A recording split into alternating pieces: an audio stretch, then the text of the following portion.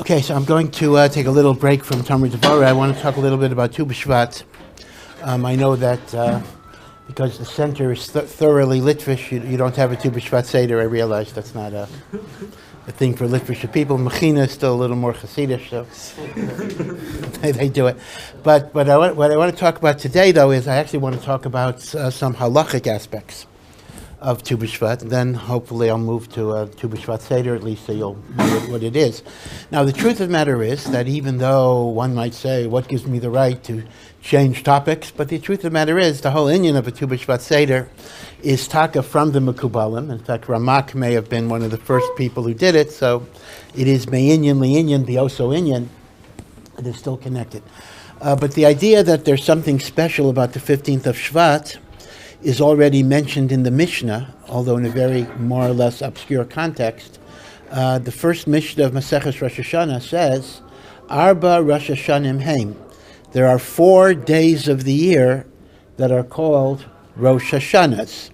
The first Rosh Hashanah is Echad B'Nisan. The first of Nisan is called Rosh Hashanah. Well, first of all, obviously in the Torah itself, it's always Rosh Hashanah. The years in the Torah always change Nisan.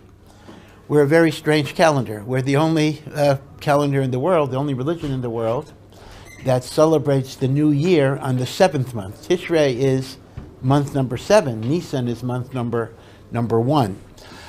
So on one hand, Nisan itself is the beginning of the year Zanach, but the Mishnah doesn't give that reason. The Mishnah says that it's the Rosh Hashanah for Malachim. It is the Rosh Hashanah for the reign of kings. That means to say that every Nisan, a king is considered to have completed his reign. So even if he became a king the month of Adar, or even some say the last day of Adar, when Nisan comes, he is starting his 2nd year.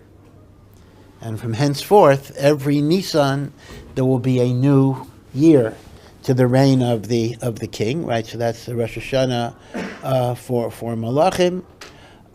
Then it mentions that there's Rosh Hashanah, of course, Tishrei, which is the Rosh Hashanah for judgment. Then there's the Rosh Hashanah of Elul. Why then would God's coronation not be in Nisan, rather on Rosh Hashanah? I'm sorry, God's coronation himself? Is he not? That's an interesting question. Why, God himself, because the Gemara actually differentiates between Jewish kings and non-Jewish kings. And it actually says Jewish kings get a new year every Nisan.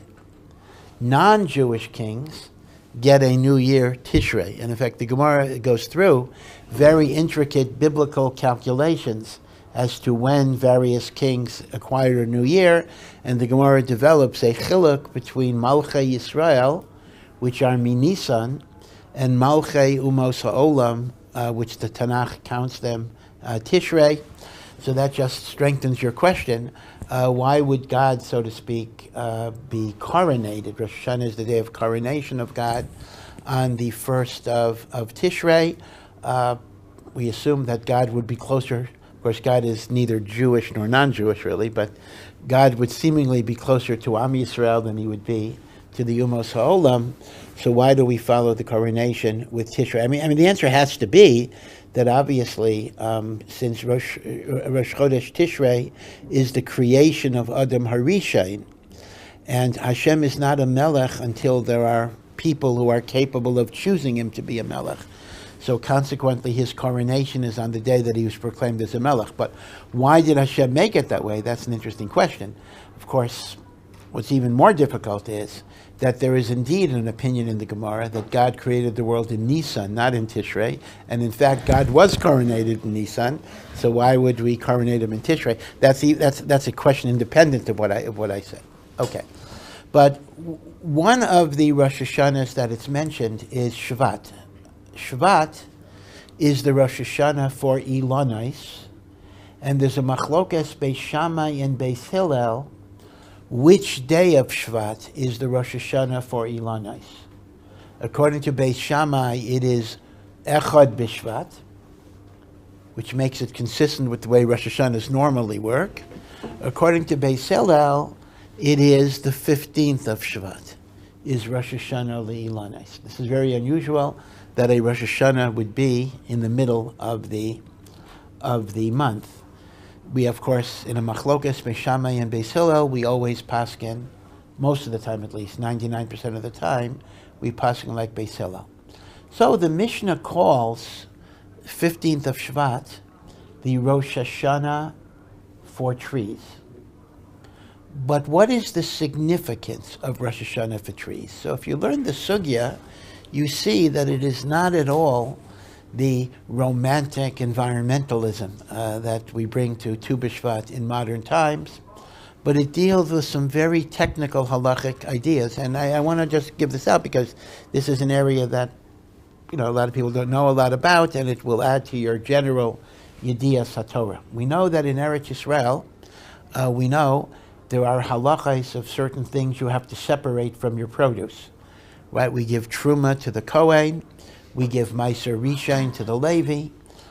So let's go over this bekitzer in terms of what we separate when there was a Beis HaMikdash, let's say, and how we do it today, because what we do today is not exactly what we did when there was a Beis HaMikdash. So let's imagine you're a farmer and you grew 100 bushels of grain in Eretz Yisrael. So the first thing you must do to separate from the grain is you must separate truma and give it to a kohen. Now, how much must you separate to be truma? So interestingly enough, the oraisa, truma does not have a shiur. You can give as little as you want. You can give 1 grain, and that would be enough to take off the Yisur of Tevel. Tevel is the prohibition of eating grain or fruit or vegetables until you have separated the tithes or the trumos. And Doraisa chita achas paiteres esakri. Kri is the pile of grain. But midrabanan, they did require a certain amount that has to be separated. And interestingly enough, they gave you 3 choices: stingy, middle of the road, or generous. If you are stingy, you can get by with as little as 1/60th. If you're middle of the road, you get by with 1/50th, which is 2%. If you're generous, you shouldn't be too generous. You can give 1/40th. Now, I would assume there's kind of a ready-made embarrassment here. I mean, nobody wants to officially proclaim that they're stingy. You bring your truma, and the Kohen asks you, how much are you separating? You say, well, I'm stingy, so I'm only giving 1/60th, whatever it would be, but okay. So let's go, just to keep the example simple, let's assume that you're a middle-of-the-roader, which is what Chazal usually assume in their examples. So out of your 100 bushels of grain, you have given 2 bushels to the Kohen. Now, which Kohen gets it? That is your right to decide, meaning unlike Leket, Shechar, and Peah, where poor people come in and you cannot determine which poor people take. Whoever is there gets to take it. Right? That's Leket, Shechar, Peah. That's a separate thing we're not going to be talking about. But when it comes to Truma, you have what is called Tovas Hana'ah. Tovas Hana'ah is the right to decide who will be the beneficiary, right? So you choose the Kohen. You can give it to the same Kohen all the time, or you could give it to a different Kohen if you want. Okay. So after you've taken off the 2 bushels for Truma, that leaves you with 98 bushels. Yeah. Can the Truma be split up and given to multiple Kohanim? L'chara it could. Yeah. In fact, you could take the 2% and give it to 100 Kohanim. Yeah, that's correct. Okay. Again, I'll talk about what we do today in a few minutes. Okay. After you've taken off the 2 bushels, you now have 98 bushels. So you take 10%, not of the 100, 10% of the 98 bushels. So that's 9.8 bushels. And you give that to a Levi, and that is called the first Ma'aser, the first 10%, because there'll be a second 10% you're going to take. Now here we have a very, very interesting discussion in the Gemara. The Torah clearly says that Maser Rishon should be given to Levium. That's what Maser Rishon is, right? Maser Rishon is given to Levium. And yet the Gemara records that in the time of Ezra, Ezra imposed a kanas on the Levium, that instead of giving the Maser Rishon to the Levi, the Maser Rishon should be given to the Kohen. Let me explain what's going on. If you read the book of Ezra, you will discover that after 52 years from the Churban, Cyrus, Koresh, gave permission for the Jewish people to return, 52 years after the Churban. They actually began building a Beis HaMikdash, but then it got stopped for 18 years, so it was not rebuilt until 70 years after the Churban. The initial Aliyah only involved 42,000 people, and most Rishonim understand that to mean it was a small minority of people, maybe as little as 10%, who came to Eretz Yisrael. And this was the Aliyah under the governor, the Jewish governor, who was known as Zerubbabel. Okay, there's all sorts of mystery, who was Zerubbabel, etc., but this is the meaning of the reference in Ma'os Sur, Kates Bavel, Zerubbabel. The end of the Babylonian exile was when Zerubbabel brought 42,000 people. Now,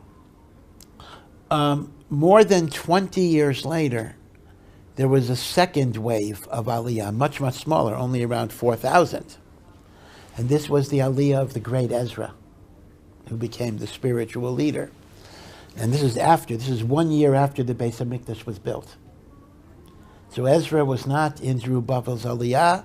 Ezra was not even there when the second temple was built. He came 1 year afterwards. And the Gemara itself asks, Ezra was such a tzaddik as great as Moshe Rabbeinu. Why didn't he make Aliyah until the temple was built already?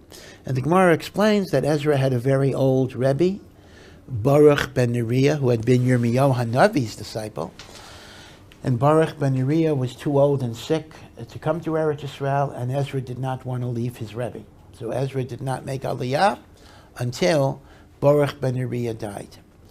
Now, when Ezra made Aliyah, he took Kohanim, Leviim, Yisraelim with him, and there were a number of Kohanim, but there were kemat no Leviim at all. The Leviim were Nisrashel. They didn't want to come up. So as a result, Ezra imposed a kanas on the Leviim that the Maser Rishon should go to Kohanim instead of Leviim. Now, there are two machloksim about Ezra's kanas. First of all, let me point out, the Oraisa is perfectly okay, by the way, because the Oraisa, every Kohen is a Levi. So Ezra did not violate any Torah law, but Ezra did change the way things were normally done. Now, there's a machlokas, what is Ezra's kanas? This is a machlokas Rishonim. Did Ezra say you must give it to a Kohen and you cannot give it to a Levi? Meaning only Kohanim get it?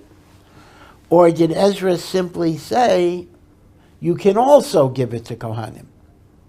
Meaning, was the kanas Kohen instead of Levi, or was it Kohen in addition to Levi? There's also a machlokas.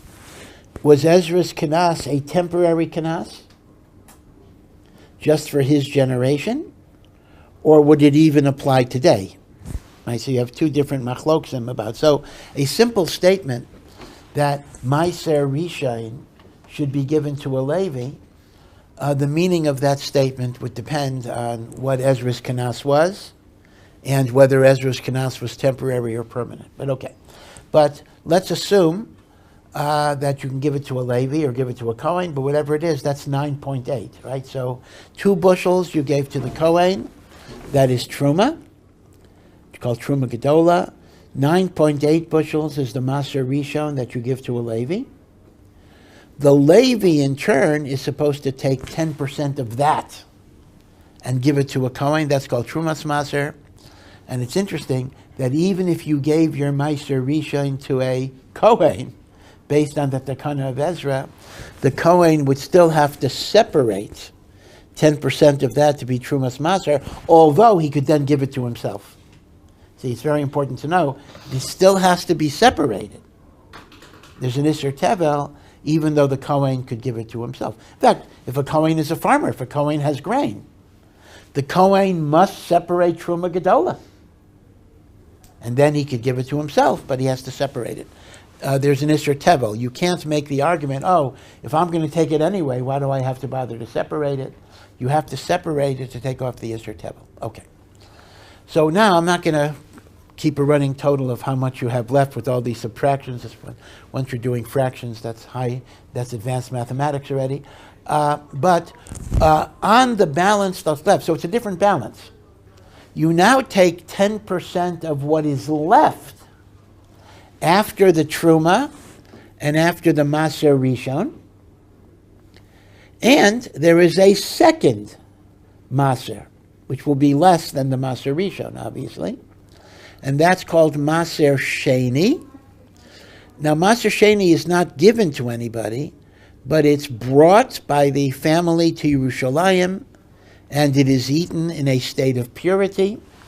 And if it's too far to schlep the food, so the Torah has a provision for redeeming the Maser Sheni on coins, and then the Maser Sheni could be eaten anywhere, but the coins, the money, is taken to Yerushalayim to buy food that is eaten in Yerushalayim, right? That's called the pidyon, the redemption of Maser Sheni. Now, the din that the second Maser is Maser Sheni is only for year 1, 2, 4, and 5 of the Shemitah cycle. In year 3 and year 6 of the Shemitah cycle, the second tithe is not Maser Sheni that is brought to Yerushalayim, but it is Maser Oni that is given to the poor to be eaten anywhere. Okay, so every year has Truma Gedola. Every year has Maser Rishon. Year 1, 2, 4, 5, there is Maser Sheni. Year 3 and year 6, there is Maser Ani. Now this is in addition to tzedakah, of course, which is tzedakah, and it's in addition to leket, shichachapeya, right, the corners of the field, things that are dropped, which of course apply all of the year, that are left to the poor. But the special chiyuv of 10% of your produce going to aniyim is only year 3 and year 6. Yeah. Meister Sheni was also 10%? Yep. Okay. But it's 10% of the net after you deducted Maser Rishon, so it's a slightly different balance. Okay. So now, here's the thing. What about year 7? So we accounted for what you separate, year 1, 2, 3, 4, 5, 6. What about year 7? Year 7 is a Shemitah year. And even though the produce that grows wild on Shemitah can often be eaten, not always, but generally can be eaten, but the peiros of Shemitah are exempt from Truma and Maser. So there is no Truma or Maser at all that is separated from the produce of Shemitah. So if you have an apple tree in your garden, and those apples are Shemitah produce, I'll discuss what defines that in a moment, and Shemitah produce is hefker. Anybody could take it, rich or poor can take it. So I could go into your backyard, I could pick an apple, you cannot stop me, and I'm not obligated, in Eretz Yisrael, I'm not obligated to separate Truma or Meiser. Okay, I just remember reading that Rav Shach used to enjoy, when he was younger, he used to enjoy teaching neighborhood kids these halachas. Apparently there was a tree where he was, and when the kids would come in, Rav Shach says, "Would you like an apple?" Whatever. He'd play a little game with them. He says, "I'm going to try to stop you. Am I allowed to stop you?" Kind of testing the kids with these different halachas. Okay. So now, It's very important to know what year a fruit, a vegetable, or a grain is assigned. Because if it belongs to year one, there's one set of halachas that apply. If it belongs to a year three, another set of halachas apply, right? In other words, year one, the din is this. Year two, the din is this. Year three, the din is this. Year four, the din is this. What assigns something to a given year? So the rules are very intricate, but there's basically a difference between vegetables, grains, and fruit. Vegetables are assigned to the year that they were picked. Meaning, even if the vegetable was planted, and even if its full growth occurred in year one, if you didn't harvest it until the beginning of year two, it is a year two vegetable, not a year one vegetable. This is called Yerakos. We go basar, basar meaning we follow, basar with a suf, lakita. Lakita is harvesting. That actually means that the same crop of tomatoes that were planted the same time, that grew the same time, that ripened the same time.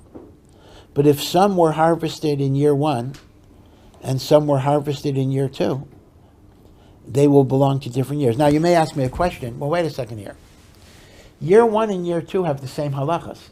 In other words, if it's a year two to year three, that's very important because do I take off Maser Sheni or do I take off Maser Ani? Right, that's very true. But what difference does it make if it's year one or year two? The same maisros apply. So there's another halacha that I should have said earlier. And that is, there's a rule in Trumas and Masras called Chadash and Yashan, meaning the produce of one year cannot be utilized to satisfy the obligations of another year. So, for example, let's go with my 100 bushels. So 100 bushels, let's just take Truma. So I have to give 2 bushels of Truma. But if 50 bushels are from year one and 50 bushels are from year two, I can't just give 2 bushels from the 100 and cover the 100. I have to give 2% from year one, and the Truma has to be year one produce, and 2% from year two. This is called Chodesh and Yashan. So consequently, I need to know in a crop that is harvested over several weeks and transitions from one year to the other year, I have to keep a separate calculation of Chodesh and Yashan, even when the Trumas and the Maisers are the same. You understand that? So there are 2 different reasons why you have to know what year produce belongs to. One is because of Chadash and Yashan, and the other is because of Maser Sheni versus Maser Ani. So first of all, let's talk about calendar dates. What is the date for grain and for vegetables? That would be the 1st of Tishrei. So any vegetable that is harvested before the 1st of Tishrei belongs to the old year. Of course, hopefully you're not going to harvest on the 1st of Tishrei, that happens to be Rosh Hashanah, but anything harvested after the 1st of Tishrei belongs to the new year. Vegetables, we go basar lakita. Lakita. And the demarcation date is Rosh Hashanah. What about grain? Now, grain too, the demarcation date is Tishrei, Echad B'Tishrei. But the event that must occur before or after Tishrei to establish what year it belongs to is not when you harvested the grain, but it's when the grain reached a third of its full maturity. Because that b'di'evet is when it's considered edible by animals and the like. This is called hava'at shalish. So that would mean, once again, if the grain brought a third, you'd have to have an expert to determine this, of its growth prior to Rosh Hashanah, it belongs to the old year. If no matter the fact that 2/3 may have happened in the new year and it was even harvested in the new year, makes no difference. It belongs to the old year. Masha'en kain, if it reached a third of its growth after Rosh Hashanah, it belongs to the new year. Now this is true both for Chadash and Yashan calculation, and in terms of Maser Sheni, Maser Ani calculation. So you do understand that a single crop fundamentally might be governed by two different Trumas and Masros rules based on Hava'at Shalish, or for vegetables, based on Lakita. Okay? And the two consequences are Chodesh Yashan versus, as well as the Maser Sheni or Maser Ani, when you're going from 2 to 3, or when you're going from 5 to 6. Okay. Now, when we come to trees deviate from the pattern in two very distinct ways.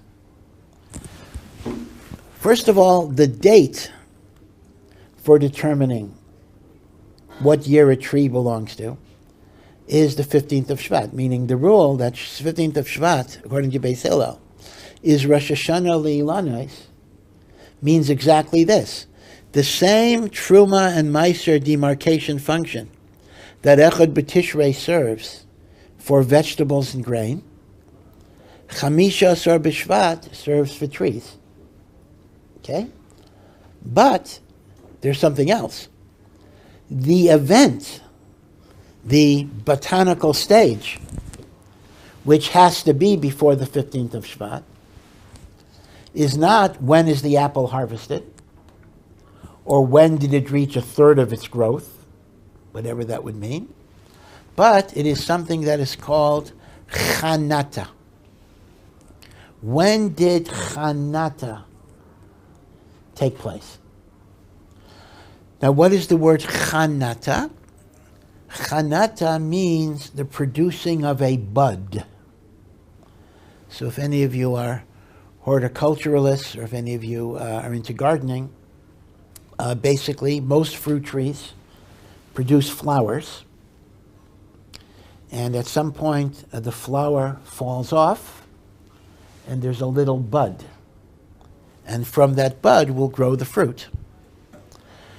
Now, the budding is the very beginning of the fruit growing, right? It may take a few months to have a fruit, but a fruit is assigned to the year in which there is Chanata.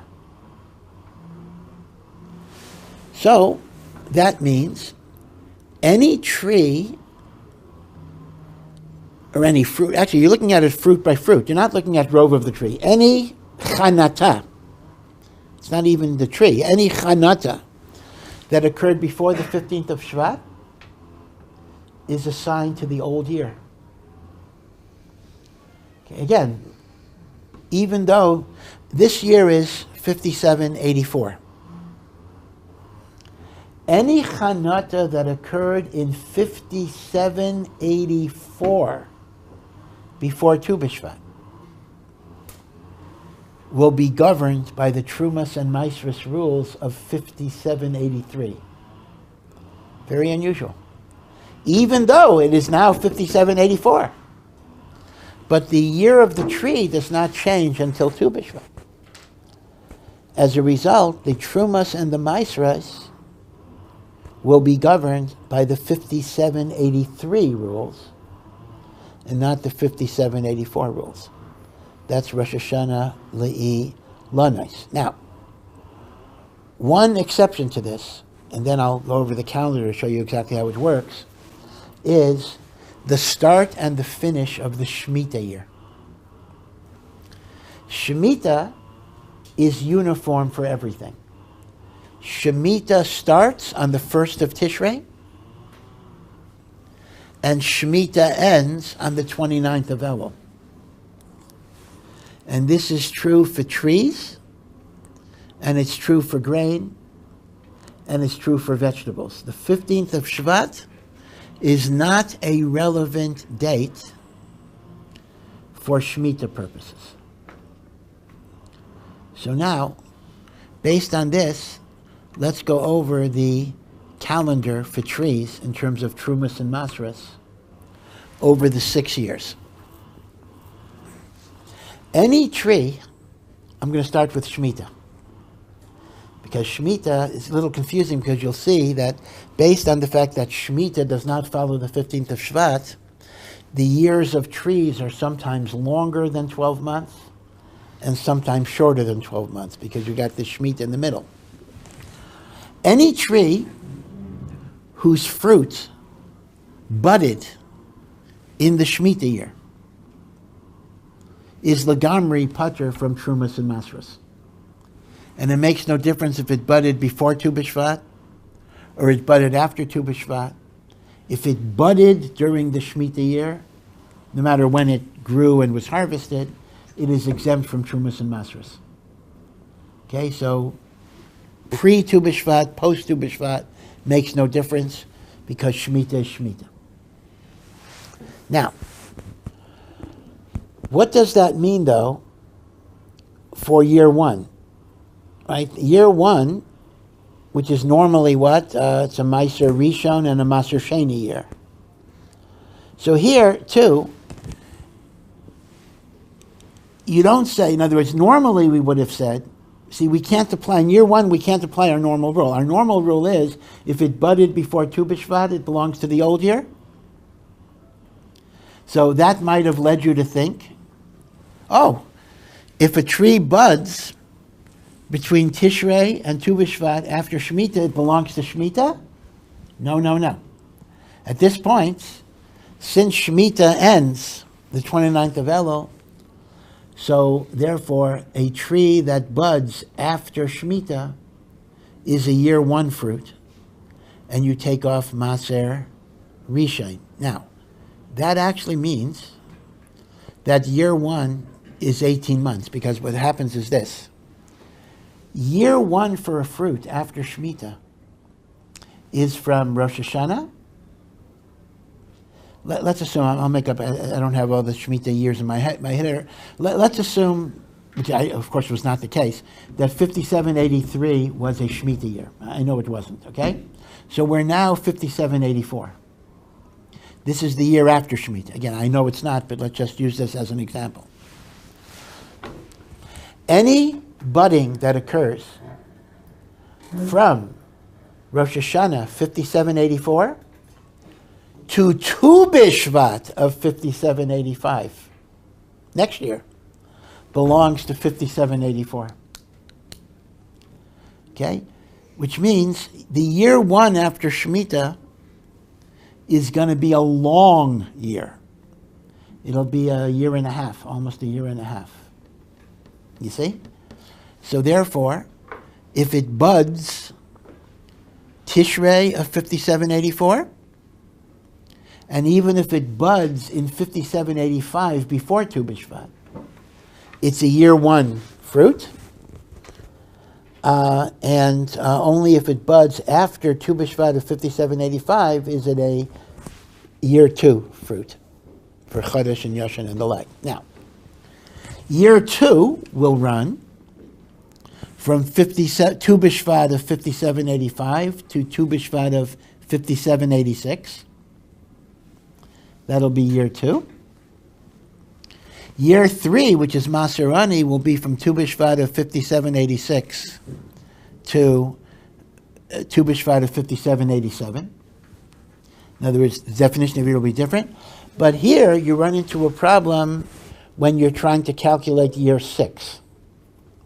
If year one, because of Shemitah, is an elongated year, of almost 18 months, year 6 will be a very short year, because year 6 will only last from Tu B'Shvat of year 6 until Shemitah. You see? Because once again, anything that anything that budded before Tu B'Shvat of year 6 belongs to year 5. Anything that buds after Tu B'Shvat of year 6 belongs to year 6. But year 6 is going to end Rosh Hashanah Tishrei because of Shemitah. You see the interesting thing? So if it budded after Tishrei, it does not belong to year 6 because of the laws of Shemitah. So what's a little complicated is you don't have this for fresh vegetables and grain, because everything is lockstep. Its year is always Tishrei. But you do have this problem with fruit, because you use Tu B'Shvat for everything except the calculation of the Shemitah year. And therefore, if Shemitah begins Tishrei and ends 29th of Elul, the year after Shemitah will be a longer year 1, and the year before Shemitah will be a shorter year 6. Okay? So this kind of may take out, I will talk about the romance of Tu B'Shvat and some of the Kabbalistic ideas and the spiritual Ruchnius messages of Tu B'Shvat. But the Gemara itself looks at Tu B'Shvat in a surprisingly technical and pragmatic way, that it is the demarcation of Trumos and Masros years.